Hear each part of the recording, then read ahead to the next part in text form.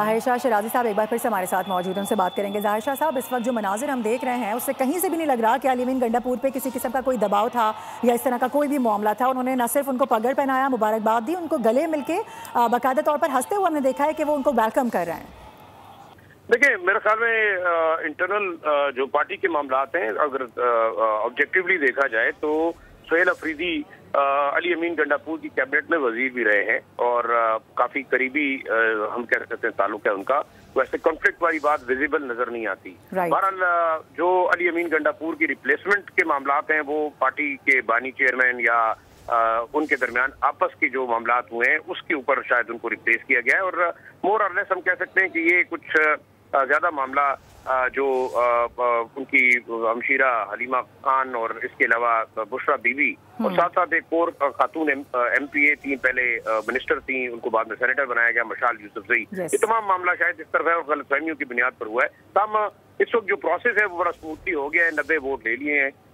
सुहेल अफरीदी ने अनाउंसमेंट भी हो गई है। अपोजिशन के अरकान ने जो है वो वॉकआउट किया। वो part of the election process, voting नहीं बने बल्कि इलेक्शन प्रोसेस में उन्होंने हिस्सा लिया है। और अगर बैकग्राउंड में देखा जाए तो शायद एक कंसेंसस हुआ था, क्योंकि तहरीक इंसाफ की जो पार्टी लीडरशिप थे वो तमाम जमातों के लीडर्स के पास गए और उनको बाकायदा इस चीज के ऊपर राजी किया कि आप इलेक्शन प्रोसेस का हिस्सा बने, बेशक वोटिंग का हिस्सा वो जो है वो नहीं बने। तो जाहिर शाह साहब, ये यानी वो यहाँ पर मौजूद थे, सिर्फ वोट उन्होंने कास्ट नहीं किए। थोड़ा सा क्लियर कीजिएगा क्योंकि यहाँ पे थोड़ा सा एक अभाम है।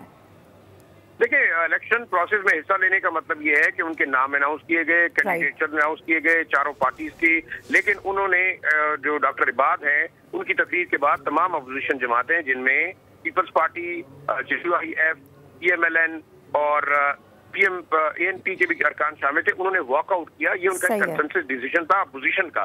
उन्होंने वोटिंग में हिस्सा नहीं लिया। इलेक्शन प्रोसेस में उन्होंने अपने फॉर्म जमा कराए हैं, कैंडिडेट जमा कराया है, उनके कैंडिडेट्स के नाम जो है वो अनाउंस किए और स्पीकर ने 7 मिनट तक घंटियां बजाई, जिस दौरान वो लोग हाल में नहीं आए, ऐवान में नहीं आए और वोटिंग में हिस्सा नहीं लिया। हम ये कह सकते हैं कि अपोजिशन ने वोटिंग का बायकॉट किया है, इलेक्टोरल प्रोसेस का नहीं किया चीफ मिनिस्टर के इंतखाब के लिए। ठीक है, सही है, ठीक है। तो जाहिर शाह साहब, अब आगे का प्रोसेस आप मजीद किस तरह से देख रहे हैं? ये तो स्मूथली सारा प्रोसेस हो गया है, नाम अनाउंस कर दिया गया है, इंतखाब भी हो चुका है, फिर ये कहा जा रहा है कि अपोजिशन की जानिब से शायद कोर्ट्स का रुख किया जाएगा। सिचुएशन कहाँ जाती देख रहे हैं? मजीद किसी किस्म का क्योस होता देख रहे हैं या मामला फिर अफहाम तफहीम के साथ हल कर लिया जाएगा? देखिए, मेरे ख्याल में एक वोटिंग में हिस्सा न लेके एक कंट्रोवर्शियल प्रोसेस का हिस्सा जो है वो क्रिएट कर दिया गया है। अब बाद में ये देखना होगा कि किस तरीके से अपोजिशन इसको लेके चलती है, लेकिन मैं नहीं समझता कि शायद वो अदालत जाएंगे या कोई और किस्म का कॉन्फ्लिक्ट पैदा करने की कोशिश करेंगे। उसका रीजन ये है कि अपोजिशन को अपने नंबर मालूम थे। दूसरा, अदालत में ये जस्टिफिकेशन भी दी जा सकती है कि 4 अरकान थे, 3 अपोजिशन के थे, एक जो है वो रूलिंग जमात का था। तो 3 अपोजिशन के अरकान को अगर 20-20 वोट भी मिलते, उस सूरत में भी यही था कि जो तहरीक इंसाफ का कैंडिडेट था वो जीत जाता। तो एक लिहाज से हम कह सकते हैं इन्होंने सेफ एग्जिट किया है। इन्होंने अपनी पार्टी लीडरशिप को भी जो है वो राजी रखा है। दूसरा, सिस्टम के अंदर भी वो रहे हैं और साथ साथ इलेक्शन प्रोसेस का हिस्सा होते हुए इलेक्शन का बायकॉट भी किया है। तो मेरे ख्याल में सियासी जमातें जो है इसी तरह अपने आप को जिंदा रखना चाहती हैं, क्योंकि इन्होंने अपने वोटर के पास भी जाना है। वो जाके वहां अपना एक स्टांस पेश करेंगे कि उन्होंने बायकॉट किया। इलेक्शन प्रोसेस के अंदर हिस्सा लेने के लिए कि उन्होंने फॉर्म जमा कराए, पूरा प्रोसेस हुआ, इंडोर्समेंट हुई, उसके बाद उनके कैंडिडेचर अनाउंस हुए, लेकिन उन्होंने वोटिंग में हिस्सा नहीं लिया। हमारा एक प्रोसेस है। और दूसरा, अगर लीगली देखा जाए जो इस वक्त लीगल सिचुएशन है वो मेरे ख्याल में बड़ी वाज़ेह है कि गवर्नर खैबर पख्तूनख्वा ने भी अपने अख्तियारात का नाजायज इस्तेमाल करते हुए बड़ी हद तक इस तमाम प्रोसेस को रोकना चाहिए। अगर आपको याद पड़ता हो, जो कौमी असम्बली के स्पीकर थे कासिम सूरी, उन्होंने जब पार्टी चेयरमैन के खिलाफ एक तहरीक एतमाद के हवाले से रूलिंग नहीं दी तो उनको बाकायदा घर भिजवाया गया। तो अब ये देखा जा सकता है कि आया तहरीक इंसाफ या अपोजिशन जमातें इस मामले को आगे अदालतों में लेके जाती हैं जो प्रोसेस डिसरप्ट हुआ, या अपोजिशन का ये ख्याल है कि ये इंतखाब इल्लीगल है और वो सुहेल अफरीदी के इंतखाब को कोर्ट में चैलेंज करना चाहें। तो मेरे ख्याल में ये अब अदालतों पर मुनहज़र है कि वो एंटरटेन करते हैं या नहीं। वो क्लास 130 जो कॉन्स्टिट्यूशन की है, जो सेक्शन 130 है क्लास 8, उसके मुताबिक एक्सेप्ट करते हैं कि वज़ीर आला का इस्तीफा जो है वो हो चुका है और वो अब मजीद साबिक वज़ीर आला नहीं रहे। नए वज़ीर आला का इंतखाब जो है ऐवान ने कर लिया है। बिल्कुल ज़ाहिर साहब, हमने देखा कि वज़ीर आला के इंतखाब से पहले PTI के जो अरकान KP असम्बली हैं उनसे सुहेल आफरीदी को वोट देने के लिए हलफ भी लिया गया। अगर आप समझते हैं कि ये अमल ना होता तो किसी किस्म की हॉर्स ट्रेडिंग होती हुई दिखाई देती?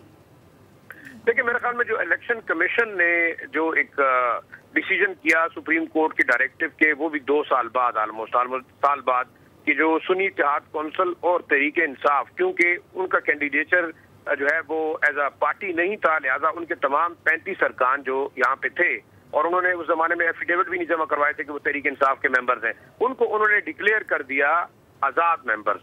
तो उस सूरत में ये हो सकता था कि अगर ये वाकई आजाद थे और उनकी एफिलिएशन तहरीक इंसाफ के साथ नहीं थी, क्योंकि उन्होंने तहरीक इंसाफ के टिकट के ऊपर इलेक्शन नहीं लड़ा, उन्होंने नॉन सैंपल पे जो सैंपल दिए गए थे इलेक्शन कमीशन की जानिब से, उन्होंने बैट बॉल के ऊपर जो है इलेक्शन नहीं लड़ा। अब ये एक बड़ा सवाल है, उस वक्त इब्हाम हो सकता था, लेकिन वो उस सूरत में अगर ये मेंबर्स तोड़े जाते या ये किसी भी तरीके से दूसरे कैंडिडेट को वोट देने के लिए राजी होते, लेकिन ऐसा नजर इसलिए नहीं आया क्योंकि ये तमाम के तमाम कैंडिडेट सिर्फ एक जमात तहरीक इंसाफ या सुन्नी इत्तेहाद कौंसिल के प्लेटफॉर्म से इन्होंने इलेक्शन लड़ने की बात की थी। लिहाजा मेरे ख्याल में अभी तक तो इब्हाम नहीं है। आइंदा क्या होता है, क्योंकि ये एक आप जरूर समझ लें कि कानूनी इसके अंदर हिच रहेगी हमेशा कि अपोजिशन अगर ये चांस लेती है कि उन्होंने वोटिंग प्रोसेस में हिस्सा नहीं लिया, ये अमल गैर कानूनी था, गैर आईनी था, और वो एक दरख्वास्त दे के चैलेंज करते हैं, डिपेंड करता है अब अदालतों में, आया हो सकता है कि वो दोबारा कॉन्स्टिट्यूशनल अदालतों के पास जाएंगे कि जो कॉन्स्टिट्यूशन की तशरीह करेगी कि आया क्लास 130 जो है वो कॉन्स्टिट्यूशन की वो ठीक है, जिसके तहत ये वज़ीर आला का इस्तीफा माना गया है। बारह ये देखना होगा अदालतों को अगर कोई ऐसे केस जाता है, लेकिन मुझे जो नजर आ रहा है वो शायद ऐसा ना हो। उसकी बड़ी वजह यह है कि इस वक्त सूबे के जो हालात हैं उसके अंदर ना तो अपोजिशन जमातें शायद ये इतनी बड़ी जिम्मेदारी अपने सर ले सकती है, ना PMLN, ना पीपल्स पार्टी, ना KMP, ना इसी जानिब में आना भी चाह रही हूँ जो आप सूबे के हालात की तरफ इशारा कर रहे हैं। इससे पहले भी मैं देखा कि अपोजिशन जमातों की जानिब से इनके जो अपोज हैं वो यही कह रहे थे, यानी जो मौजूदा इत्तेहाद है, हुकूमत है, उनकी जानिब से कहा जा रहा था कि जो उनके जो माजी के दिए गए बयानात हैं, जिस तरह से सख्त किस्म की ज़बान इस्तेमाल की जाती है, उसको बेस बना के भी शायद आगे किसी किस्म की कार्रवाई डाली जा सकती है। So do you think so कि ये प्रोसेस काम कर सकता है, या यहाँ पर इस तरह की किसी किस्म की कोई जो प्रोसेस है उसकी वैल्यू होगी?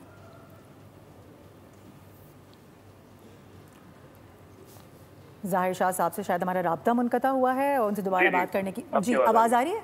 जी ज़ाहिर शाह साहब, अगर सवाल सुना है तो मुझे जी सवाल मुझे समझ आ गया। अब असल मामला ये है कि सूबे में जो तहरीक इंसाफ की हुकूमत है वो मरकज के साथ कॉन्फ्लिक्ट में है, और उसका मेन मकसद ज्यादातर अली अमीन गंडापुर का फोकस रहा है वो अपने बानी चेयरमैन की आजादी के लिए।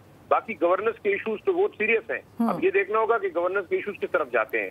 दूसरा देखिए, बयानबाजी अपनी जगह पे, लेकिन एक बात हम सब जो पाकिस्तानी है उन्हें एक बात पे जो है वो यकीन रखना चाहिए कि सियासी जमातों का असम्बलियों के अंदर स्टेटमेंट देना, अखबारों में स्टेटमेंट देना और सिस्टम के अंदर रह के काम करने में बड़ा फर्क है। अगर हम कहें कि जनाब तहरीक इंसाफ या उसकी लीडरशिप किसी भी तरीके से सूबे में होने वाले दहशतगर्दी के खिलाफ ऑपरेशन को रोकने की कोशिश करेगी तो मेरे ख्याल में बहुत मुश्किल काम है। ना कानूनी तौर पे वो कर सकते हैं, ना आईनी तौर पे कर सकते हैं। हाँ, बयानबाजी की हद तक, अखबारों की हद तक, अपने वोटर्स के अंदर जो अपने आप को जिंदा रखने की हद तक वो सारी चीजें कर सकते हैं। तो सवाल पैदा होता है, क्या अली अमीन गंडापुर एपेक्स कमेटी का हिस्सा नहीं थे? क्या वो वहाँ पे इंडोर्स नहीं करते थे कि सूबे में कॉन्स्टिट्यूशन के आर्टिकल 245 के तहत फौज डिप्लॉयड है और फौज को दोबारा उनसे इजाजत लेने की जरूरत नहीं है कि उन्होंने एक्शन किसके खिलाफ लेना है? तो मेरे ख्याल में अब ये होना चाहिए कि जो सियासी बयानबाजी है उसको खत्म होना चाहिए। कॉन्फ्लिक्ट जो सूबे और मरकज के दरमियान है, आप देखें उसकी वजह से खैबर पख्तूनख्वा बहुत सफर कर रहा है in terms of militancy, terrorism. तकरीबन 900 के करीब लोग अब तक 6 महीने में जो है वो शहादत हो चुकी है दहशतगर्दी के वाकयात में। 10,000 से जायद ऑपरेशन इस वक्त दहशतगर्दों के खिलाफ किए गए हैं। 700 के करीब दहशतगर्द मारे गए हैं, जिसमें बाहर के दहशतगर्द भी हैं, अंदरूनी तौर पर भी हैं, कुछ उनके सपोर्टर्स भी हैं। तो अब ये देखना होगा कि हम सूबे को किस तरफ लेके जा रहे हैं। और खासतौर पर अब हालात जो कि अफगानिस्तान के साथ हमारी जंग शुरू है, तो उन्होंने इश्तिहाल दिलाया हमारी फोर्सेस को, बॉर्डर के ऊपर टेंशन है। तो अगर मरकज और सूबा आपस में मिल के इन तमाम मामला का हल नहीं निकालता तो मेरे ख्याल में बहुत मसाइल होंगे। क्योंकि देखिए, एक बात तो वाज़ेह है कि पूरे पाकिस्तान की तरह खैबर पख्तूनख्वा के अंदर भी इंतहाई गवर्नेंस के प्रॉब्लम्स हैं। अच्छा ज़ाहिर शाह साहब, मैं आपको यहाँ पे टोकूंगी, खिताब इस वक्त शुरू किया गया है, वो सुनते पहले। नहीं मरूंगा अब किसी जंग में, इस वक्त आपको बताएं कि इस वक्त जो नामजद वज़ीर आला हैं पीटीआई के जो मुंतखब हो चुके हैं सुहेल आफरीदी, वो इस वक्त असम्बली में तकरीर कर रहे हैं। उनका ये कहना था कि इलेक्शन जीत कर असम्बली फ्लोर पर तकरीर करूँगा, और ये भी साथ ही उन्होंने कहा था कि जो बानी पीटीआई की लाइन होगी वही मेरी लाइन होगी। इस वक्त खैबर पख्तूनख्वा असम्बली का इजलास जारी है। सुहेल आफरीदी इस वक्त 90 MPs ने उन्हें मुंतखब कर लिया है और सुहेल आफरीदी नए कायदेवान मुंतखब हो गए हैं। आपको ये बताएं कि इस वक्त जो है वो पीटीआई के अरकान असम्बली जिन्होंने सुहेल आफरीदी को मुंतखब किया है, उनको वोट देने के लिए उनसे हलफ लिया गया था। सुहेल आफरीदी को 90 MPs ने मुंतखब कर लिया है और वो इस वक्त खैबर पख्तूनख्वा असम्बली के जो वज़ीर आला हैं, नए वज़ीर आला, वो मुंतखब हो गए हैं। सुहेल आफरीदी को 90 MPs ने मुंतखब किया है। इस वक्त सुहेल आफरीदी खैबर पख्तूनख्वा असम्बली इजलास से खिताब कर रहे हैं। साथ ही सुहेल आफरीदी की जानिब से गुज़िश्ता रोज़ ये बयान भी दिया गया था कि असम्बली फ्लोर से ही पहली हिदायत जारी करूँगा कि आगे का लाहे अमल हमारा क्या होना है और खैबर पख्तूनख्वा का सूबा जब मेरे हाथ में आएगा तो उसको किस तरह से चलाना है। वो ओवरऑल सिचुएशन आगे आने वाले दिनों में मजीद वाज़ेह होगी। जिस तरह से हम एक्सपर्ट से गुफ्तगू कर रहे थे, उनकी जानिब से भी यही कहा जा रहा था कि अब ज़्यादा बेहतर ये होगा कि दोनों आपस में मिलजुल कर इत्तेफाक राय से आगे बढ़ें। जो सूबे की इस वक्त सिचुएशन है, जो वहाँ पर एक बैड गवर्नेंस है, उसको भी सही करने की ज़रूरत है। इसके अलावा जो वहाँ पर मिलिट्री ऑपरेशंस हो रहे हैं, उसमें जिस तरह से हमारे जवान शहीद हो रहे हैं, जिस तरह से अवाम का नुकसान हो रहा है, यकीनी तौर पर इस पर एक लाहे अमल बनाना चाहिए, एक हिकमत अमली पूरी प्रॉपर तरीके से उसको कैरी करना चाहिए कि उस पर आगे किस तरह का लाहे अमल होगा। अब ये देखना बाकी है। ये वो मनाजिर हैं इस वक्त जो आप अपनी टेलीविजन स्क्रीन पर देख रहे हैं कि जब मुंतखब हुए तो उसके बाद अली अमीन गंडापुर की जानिब से उनको पगड़ी पहनाई गई और उसके बाद तमाम तर अरकान से वो वहाँ पर गले मिल रहे हैं, बगलगीर हो रहे हैं। काफ़ी ज़्यादा एक बड़ी तादाद वहाँ पर पीटीआई के लोगों की देखी जा सकती है। पीटीआई के MPs वहाँ पर मौजूद हैं। सुहेल आफरीदी खैबर पख्तूनख्वा के अब नए वज़ीर आला मुंतखब हो चुके हैं। यहाँ तक पहुँचाऊँ, बाजुओं पर अपनी यहाँ तक पहुँचाऊँ, मेहनत करके पहुँचाऊँ, पर्ची से वज़ीर आला नहीं बना।